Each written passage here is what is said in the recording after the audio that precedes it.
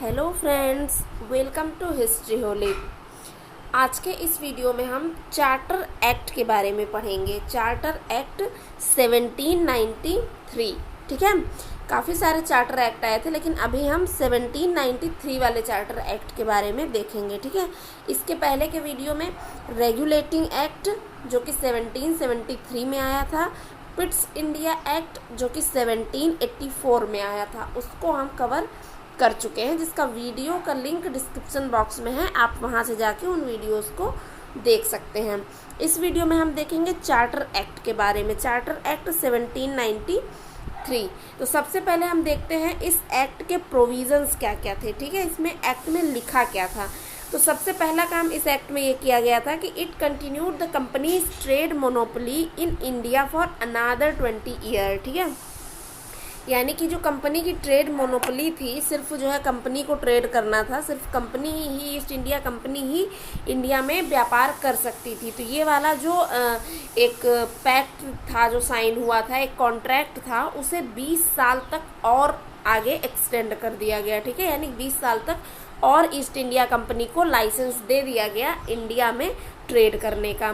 Next, the act established that acquisition of sovereignty by the subjects of the crown on behalf of the crown and not in its own right, which clearly stated that the company's political functions were on behalf of the British government। ठीक है, यानी कि ये act हमें बताता है कि जो मतलब कि ईस्ट इंडिया कंपनी का यहाँ पे जो भी उनका राइट, जो भी वो यहाँ कुछ कर भी रहे थे, जो भी उनका पॉलिटिकल फंक्शन था, जिस तरह का भी ऑल ओवर, ठीक है, वो क्राउन के, ब्रिटिश क्राउन के बिहाफ पे वो यहाँ पे कर रहे थे। ठीक है, यानी कि यहाँ पे काम तो ईस्ट इंडिया कंपनी कर रही थी, ट्रेड भी वही कर रही थी, पॉलिटिकल फंक्शंस भी वही कर रही थी, लेकिन वो किसके, ब्रिटिश गवर्नमेंट यानी कि क्राउन के बिहाफ पे कर रही थी। उसका खुद का कंपनी का कोई राइट नहीं था कि वो अपनी मनमर्जी से कुछ भी कर ले, नहीं, ऐसा कुछ नहीं हो सकता था। आप ठीक है, अब कंपनी के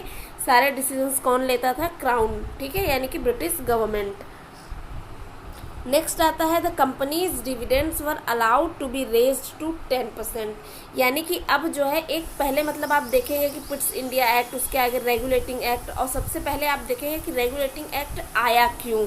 तो उसके रीजंस में मैंने आपको बताया था कि ये कंपनी के डिविडेंड को 6% से इन्होंने 10% बढ़ा दिया और 10 से इन्होंने 12.5% बढ़ा दिया था। ठीक है, तो फिर अब जो है क्राउन ने, और फिर इनकी क्राइसिस, इकोनॉमिकल क्राइसिस बहुत तेजी से हो गया था और कंपनी का दिवालियापन हो गया था, यानी कि कंपनी बैंकरप्ट हो गई थी।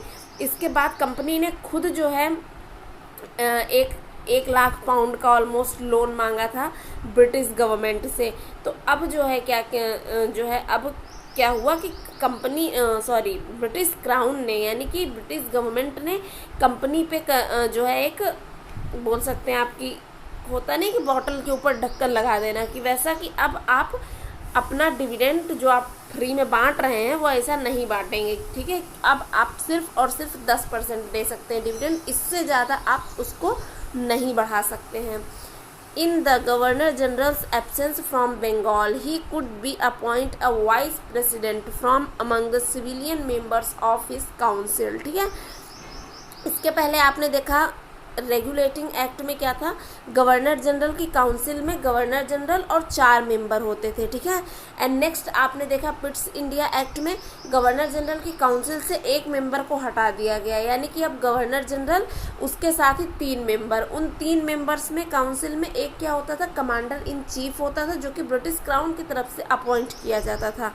अब क्या कर दिया गया कि जो 2 सिविलियन मेंबर बचे, ठीक है, उन्हीं में से कोई एक, अगर गवर्नर जनरल बंगाल में अब्सेंस है, वो कहीं गया हुआ है या कहीं भी है, तो वाइस प्रेसिडेंट उन सिविलियन मेंबर्स में से, जो कि 2 हैं, 3 मेंबर्स से होते हैं, ठीक है, एक कमांडर इन चीफ हो गया, 2 सिविलियन मेंबर हुए, तो उन 2 सिविलियन मेंबर्स में से किसी एक को आपको वाइस प्रेसिडेंट अपॉइंट करके फिर ही वहाँ से हटना है, आपको कहीं भी जाना है तभी आप जा सकते हैं। ठीक है, next, senior officials of the company were debarred from leaving India without permission, doing so was treated as resignation. यानी जितने भी सीनियर ऑफिशियल्स थे, ठीक है, ये सब गवर्नर जनरल की काउंसिल के members, low commander in chief, जितने भी सीनियर और जो कोर्ट ऑफ डायरेक्टर्स ये सब थे, जो है जितने भी सीनियर ऑफिशियल्स थे, अगर वो बिना कंपनी की परमिशन के, ठीक है, कोई भी इंडिया छोड़ता है विदाउट परमिशन, अगर उनके पास परमिशन नहीं है और वो इंडिया छोड़ के कहीं भी जाते हैं,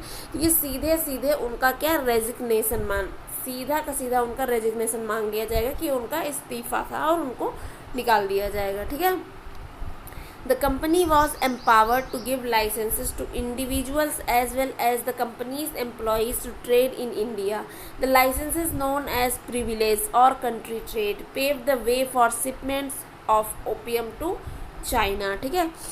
कंपनी ने क्या किया कि लाइसेंस देना शुरू कर दिया एक इंडिविजुअल पर्सन्स को, यानी किसी को भी अब इंडिविजुअली, यानी कि कोई भी इंसान जाके कंपनी से लाइसेंस ले सकता था जो कि कंपनी का एम्प्लॉय भी होता था, ठीक है।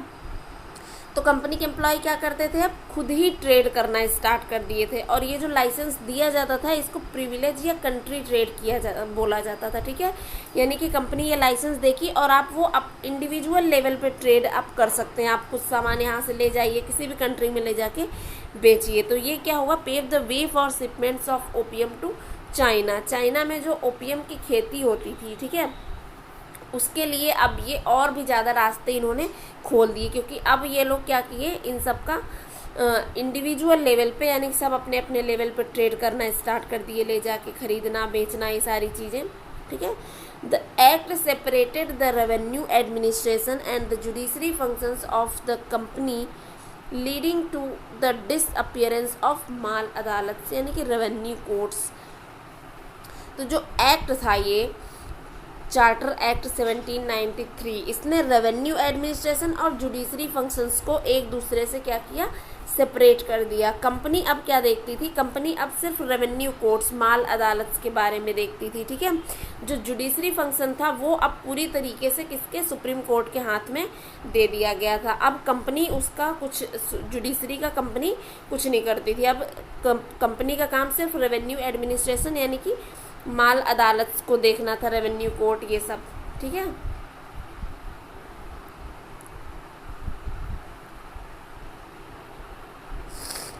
जो कुछ भी नहीं, मतलब जो रेवेन्यू था उसका काम अब जो है क्या करने, रेवेन्यू कोर्ट देखने लगी थी, ठीक है। यानी कि जो कितना आना है कितना जाना है क्या, ये एडमिनिस्ट्रेशन का काम देखते थे वो, लेकिन रेवेन्यू वाला जो था वो अब रेवेन्यू कोर्ट को दे दिया गया था। The home government members were to be paid out of Indian revenues which continued up to 1919, यानी कि जो होम गवर्नमेंट के मेंबर्स थे, ठीक है, उनकी जो पेमेंट थी वो भी इंडियन रेवेन्यू से दी जाती थी। यानी कि जो वहाँ बोर्ड ऑफ कंट्रोल के मेंबर थे, कोर्ट ऑफ डायरेक्टर के मेंबर्स तो थे ही, जो बोर्ड ऑफ कंट्रोल के मेंबर्स थे उनकी पेमेंट भी इंडियन रेवेन्यू से दी जाती थी, ठीक है। अब स्टार्ट हो गई थी दी जाना, और ये तब तक दी गई जब तक गवर्नमेंट ऑफ इंडिया एक्ट 1919 नहीं आ गया, ठीक है।